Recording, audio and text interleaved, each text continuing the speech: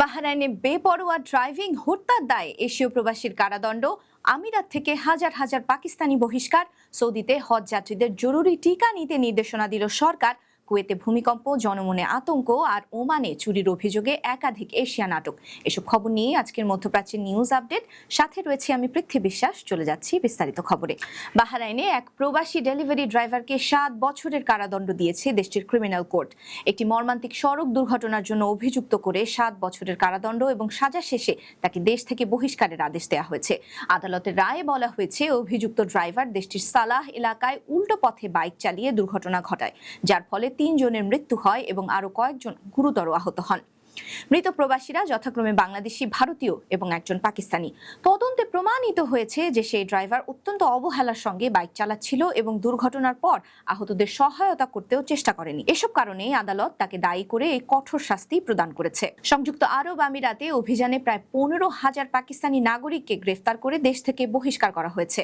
Middle east আইয়ের খবরে বলা হয়েছে, অনেককেই কোনো আনুষ্ঠানিক অভিযোগ বা স্পষ্ট কারণ ছাড়াই হঠাৎ করে আটক করা হয় এবং খুব অল্প সময়ের মধ্যেই দেশ থেকে ফেরত পাঠানো হয়। আটক ব্যক্তিদের মধ্যে অনেকেই দাবি করেছেন তাদের কর্মস্থল, বাসা বা জনসমাগম স্থল থেকে তুলে নেওয়া হয় এবং বিভিন্ন ডিটেনশন সেন্টারে স্থানান্তর করা হয়, যেখানে তারা কঠিন পরিস্থিতির মুখোমুখি হন। সবচেয়ে উদ্বেগের বিষয় হলো, অনেককে তাদের ব্যাংকে থাকা সঞ্চিত অর্থ তোলার সুযোগ না দিয়েই দেশে ফেরত পাঠানো হয়েছে, ফলে তারা প্রায় খালি হাতে দেশে ফিরে গেছেন। মিডল ইস্ট আইয়ের খবরে আরও বলা হয়েছে, এই অভিযানে শিয়া সম্প্রদায়ের লোকজন বেশি প্রভাবিত হয়েছেন এবং এটি একটি সংগঠিত অভিযান হতে পারে বলে অভিযোগ উঠেছে। এই ঘটনাগুলো এমন এক সময় ঘটেছে যখন সংযুক্ত আরব আমিরাত এবং পাকিস্তানের মধ্যে কূটনৈতিক সম্পর্ক কিছুটা টানাপোড়েনের মধ্যে রয়েছে। হঠাৎ করে হাজার হাজার শ্রমিক দেশে ফিরে যাওয়ায় তাদের পরিবার ও দেশের অর্থনীতিতেও বড় ধরনের প্রভাব পড়তে পারে, কারণ এই শ্রমিকদের পাঠানোর রেমিটেন্স অনেক পরিবারের প্রধান আয়ের উৎস ছিল। সৌদি আরব দেশটির হজ যাত্রীদের জন্য নতুন স্বাস্থ্য নির্দেশনা জারি করেছে। নির্দেশনায় বলা হয়েছে, হজ মৌসুম শুরুর সর্বোচ্চ 10 দিনের মধ্যে প্রয়োজনীয় সব টিকা নিতে হবে। সৌদি আরবের স্বাস্থ্য মন্ত্রণালয় জানিয়েছে, নির্ধারিত সময়ের আগে নয়, বরং হজের ঠিক আগে এই সময়সীমার মধ্যে টিকা নেওয়া বাধ্যতামূলক, যাতে টিকার কার্যকারিতা সর্বোচ্চ পর্যায়ে থাকে। হজে অংশ নিতে হলে বিশেষ করে মেনিনজাইটিস, কোভিড-19 এবং মৌসুমি ফ্লুর মতো গুরুত্বপূর্ণ টিকা নেওয়ার উপর জোর দেওয়া হয়েছে, কারণ লাখ লাখ মানুষের সমাগমে সংক্রমণের ঝুঁকি অনেক বেড়ে যায়। স্বাস্থ্য কর্তৃপক্ষ আরও জানিয়েছে, চিকিৎসকের পরামর্শ অনুযায়ী প্রয়োজনে একাধিক টিকা একসঙ্গে বা আলাদাভাবে নেওয়া যেতে পারে এবং এই টিকাগুলো নেওয়ার জন্য নির্ধারিত স্বাস্থ্যসেবা প্ল্যাটফর্মের মাধ্যমে অ্যাপয়েন্টমেন্ট বুক করা যাবে।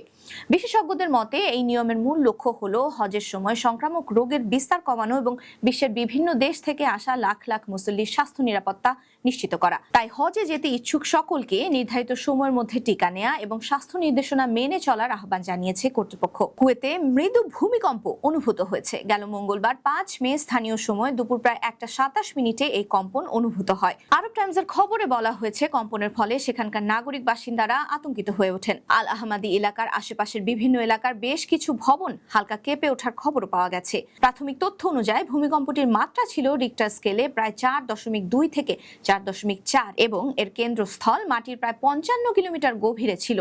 শুয়ায়েক ও ফারওয়ানিয়া এলাকাতেও কয়েক সেকেন্ডের জন্য কম্পন অনুভূত হয়, তবে এখন পর্যন্ত কোনো বড় ধরনের ক্ষয়ক্ষতি বা হতাহতের খবর পাওয়া যায়নি। কুয়েত ইনস্টিটিউট ফর সায়েন্টিফিক রিসার্চের সিসমিক নেটওয়ার্ক এবং আন্তর্জাতিক পর্যবেক্ষণ সংস্থাগুলো বিষয়টি যাচাই করছে এবং কর্তৃপক্ষ এখনো ভূমিকম্পের সঠিক উৎস ও মাত্রা নিশ্চিত করতে বিশ্লেষণ চালিয়ে যাচ্ছেন। বিশেষজ্ঞরা জানিয়েছেন, এই ধরনের মাঝারি মাত্রার ভূকম্পন সাধারণত বড় ধরনের ক্ষতির কোনো কারণ হয় না, তবে মানুষকে সতর্ক থাকতে পরামর্শ দেওয়া হয়েছে। ওমানের রাজধানী মাসকাটের বাউসার এলাকার একাধিক বাসা বাড়িতে চুরির ঘটনায় 4 জন এশীয় প্রবাসীকে গ্রেফতার করেছে পুলিশ। কর্তৃপক্ষ জানিয়েছে, সন্দেহভাজনরা মাসকাট আন্তর্জাতিক বিমানবন্দরে আসার পর থেকে তাদের গতিবিধির ওপর নজরদারি শুরু হয় এবং দীর্ঘ সময় ধরে তাদের চলাফেরা পর্যবেক্ষণ করা হয়। পরে যখন তারা একটি খালি বাড়িতে ঢুকে গোল্ড সহ মূল্যবান জিনিসপত্র চুরি করছিল, তখন বিশেষ অভিযান চালিয়ে তাদের আটক করা হয়। তদন্তে আরও জানা গেছে, এই চক্রটি অত্যন্ত পরিকল্পিতভাবে এমন বাড়িগুলোকে টার্গেট করত যেগুলো খালি বা বাসিন্দারা বাইরে আছে বলে নিশ্চিত ছিল, এরপর সুযোগ বুঝে চুরি করত। পুলিশ আরও জানিয়েছে, একই কৌশলে তারা একাধিক বাসায় চুরি করেছে এবং এসব ঘটনার সঙ্গে তাদের সম্পৃক্ততার শক্ত প্রমাণ পাওয়া গেছে। গ্রেফতারের পর তাদের বিরুদ্ধে আইনি ব্যবস্থা নেওয়া হচ্ছে এবং উদ্ধার হওয়া চুরি করা মালামালও যাচাই করে দেখা হচ্ছে। আটককৃতরা এশিয়ান হলেও কোন দেশের নাগরিক সে বিষয়ে এখন পর্যন্ত কোনো নিশ্চিত তথ্য জানা যায়নি। এই ঘটনার পর আইনশৃঙ্খলা বাহিনী বাসিন্দাদের সতর্ক থাকার পরামর্শ দিয়েছে। বিশেষ করে দীর্ঘ সময়ের জন্য বাড়ি ফাঁকা রেখে গেলে নিরাপত্তা নিশ্চিত করতে বলা হয়েছে, কারণ এ ধরনের অপরাধ চক্র সাধারণত অরক্ষিত বা খালি বাসাকেই টার্গেট করে চুরি করে থাকে। এ ছিল আজকের মধ্যপ্রাচ্যের নিউজ আপডেট। আল্লাহ হাফেজ।